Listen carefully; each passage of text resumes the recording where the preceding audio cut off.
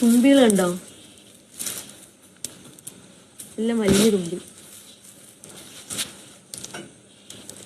മഴ നിന്നതല്ലേ? ആ കുഞ്ഞു തുമ്പികൾ വലുതായതായിരിക്കും അല്ലേ? അയ്യോടാ.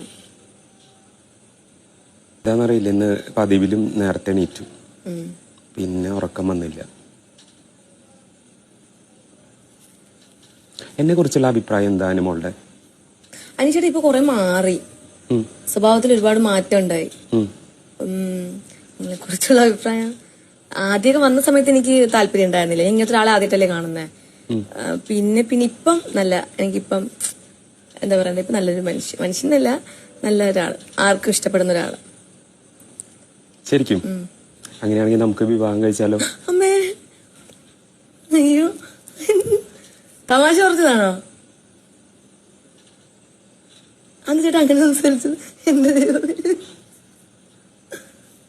എനിക്ക് വയ്യ. ഇത് അയ്യോ, മൈക്കിട്ടിട്ടുണ്ട്, ക്യാമറ ഉണ്ട്, അയച്ചു വരെ നോക്കിക്കൊണ്ടിരിക്കും.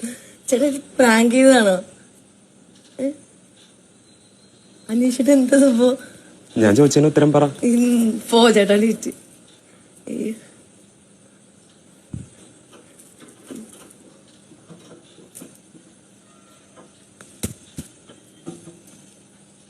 എന്നെ കുറിച്ച് എന്താ അഭിപ്രായം? പറ. ഞാൻ ചോദിച്ചതിന് ഉത്തരം പറ. എന്ത് പോണെന്ന് എണീറ്റ്? ഞാൻ ഇപ്പൊ കല്യാണത്തെ പറ്റി ചിന്തിക്കുന്നില്ല. അതുമല്ല, ഇപ്പൊ എനിക്ക് എന്റെ കരിയർ അതൊക്കെ നോക്കണം, ഞാൻ ഒന്ന് സെറ്റിൽ ആവണം.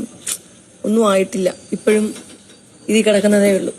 പിന്നെ എനിക്കൊരു അഫയർ ഉണ്ടായിരുന്നു, അത് പൊട്ടി പാളിഷായി. അപ്പൊ അതോടുകൂടി ഞാൻ വെച്ച് നിർത്തിയതാ.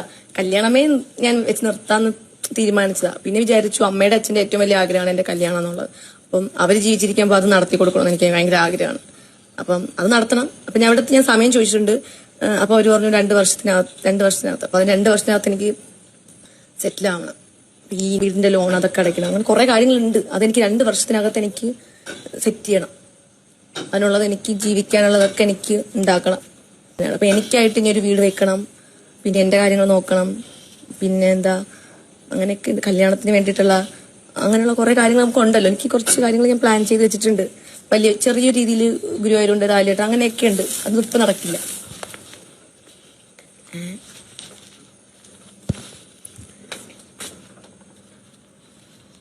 അനീഷേട്ടൻ തോറ്റി.